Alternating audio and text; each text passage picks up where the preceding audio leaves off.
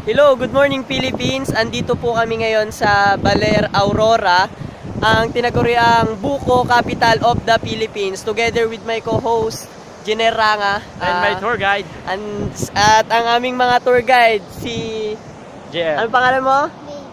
At ikaw? JR. Sila ang magsisilbing tour guide namin papunta dun sa tinatawag nilang Parola.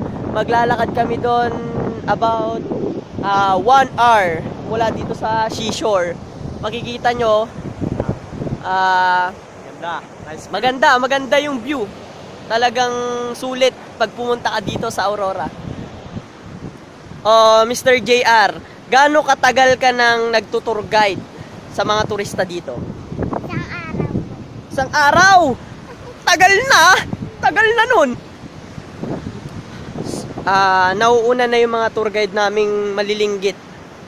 Dito sa lugar na yan, dyan kami dadaan. Talagang hiking to. The best experience. Hintayin nyo naman kami! Grabe yung mga bata. Ang galing nilang umakyat. Hindi ka kaya mumulit pa. Yung lugar na to, as in, wala talaga siyang daanan ng tao. Talagang, kumbaga, aakyat ka dun sa mga tipak ng bato, papunta dun sa tuktok ng bundok, kung saan makikita mo dun yung tinatawag nilang Parola.